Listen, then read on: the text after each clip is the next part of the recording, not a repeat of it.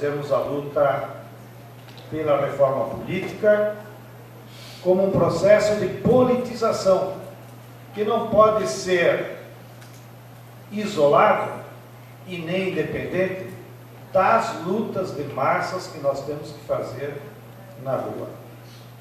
Então, alguém disse aí na fila que, infelizmente, estávamos vivendo ainda muita fragmentação, ou que nem todos estão nessa plenária. Mas não se assustem. Essa fragmentação da esquerda e a ausência de um programa que nos une, como nos uniu em 89, é próprio desse momento histórico de um longo período de descenso do movimento de massa. No descenso aflora os desvios, aflora tudo quanto é divisão. Porém, o que nos anima nessa plenária do plebiscito é que pela primeira vez desde a campanha das diretas, nós estamos conseguindo construir plenárias tão amplas, que participam desde setores das pastorais sociais até setores mais avançados ou que têm posturas mais esquerdistas. E a plenária nacional, nós identificamos mais de 100 agrupamentos, seja de movimentos sociais, de sindicatos, de partidos políticos. E eu acho que é isso que já representa a possibilidade da unidade das forças populares. Da mesma forma, foi dito aqui e reforço.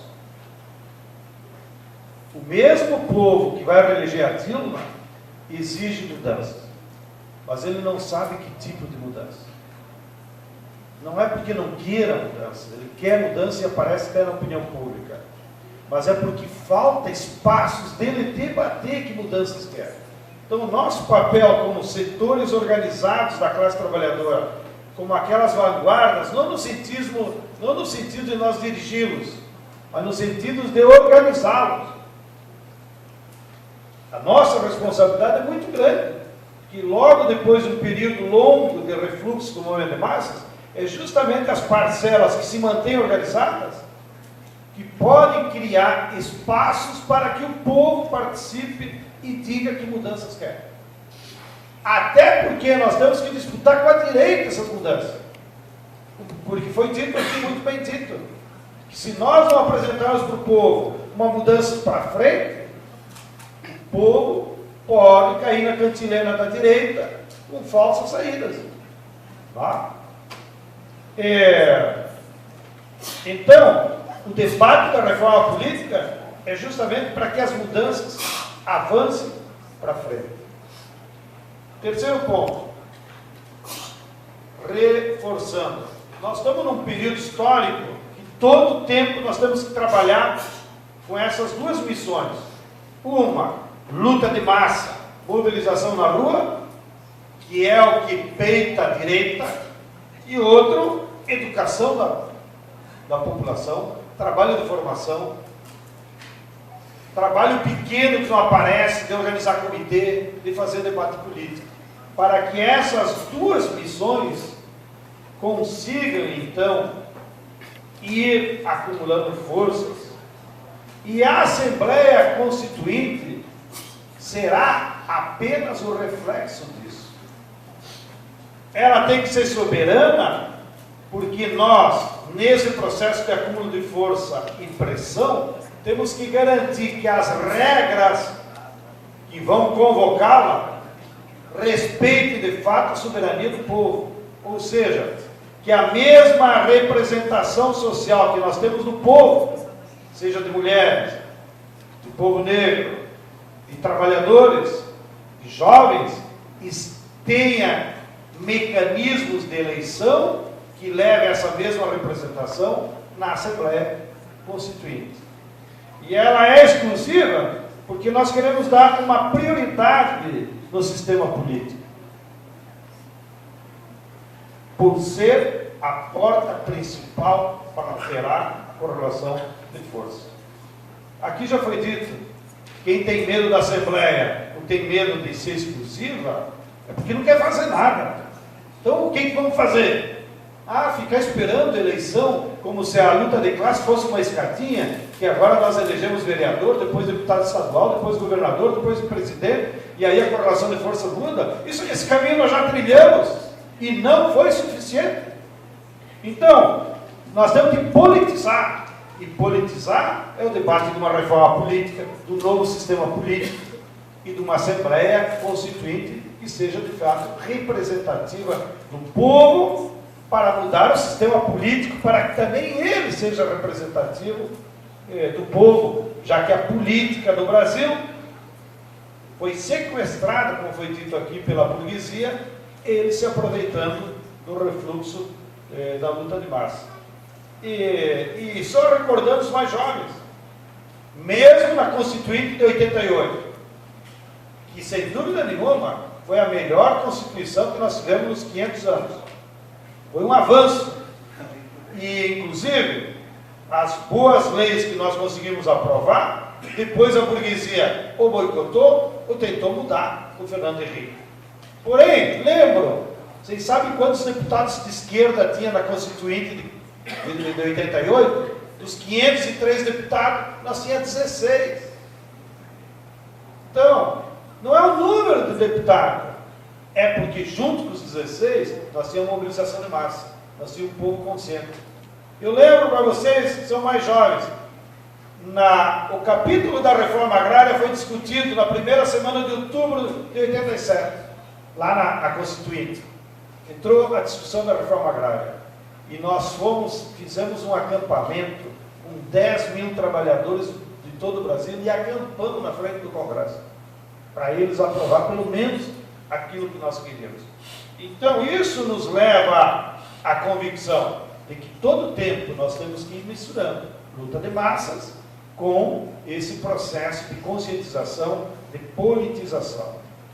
E termino também me somando a alguns de vocês que falaram. A esquerda tem que reaprender seus métodos de trabalho de massa e de trabalho de base. Ninguém aguenta mais discurso. Discurso.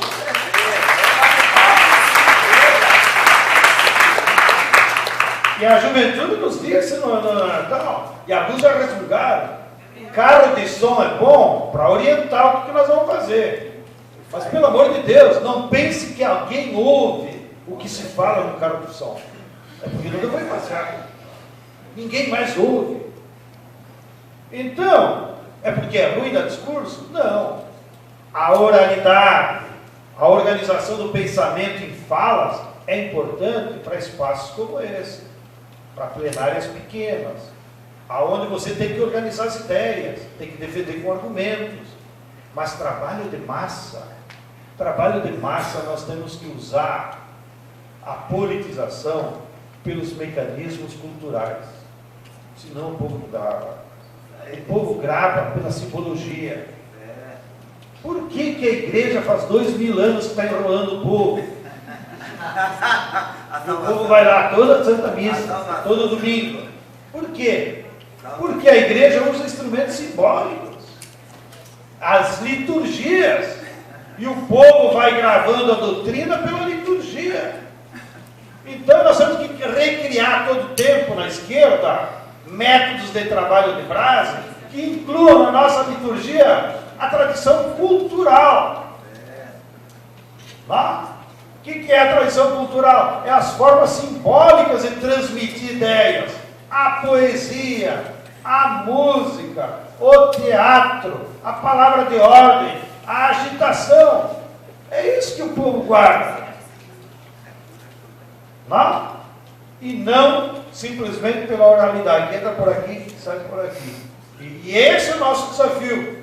Vocês que ainda não estão viciados no discurso, aflorem as vontades culturais, as tradições culturais que tem no nosso povo e usem essa cultura para politizar o povo, porque é isso que o povo vai guardar e vai usar essa cultura como um instrumento da luta de classes. E só para dar um depoimento com isso interno, nós temos uma brigada do MST lá no Haiti. março do ano passado, justamente um ano agora, eu fui visitá-los, como parte das minhas tarefas. E eu fiquei impressionado e convencido, tá? Um pouco que eu pude aprender lá com o povo haitiano. Por exemplo, toda a resistência hoje que está se dando do povo haitiano contra a presença de tropas estrangeiras e na construção do projeto popular lá no Haiti, eles discutem entre o povo todas as quintas-feiras à noite. Eles têm o domingo deles, nos terreiros de voodoo. Ou seja, o povo do Haiti está usando a religião como cultura de resistência e de articulação política contra o invasor. E eu fiquei impactado, porque é esse ensinamento que nós temos que aprender. Qual é a cultura do povo?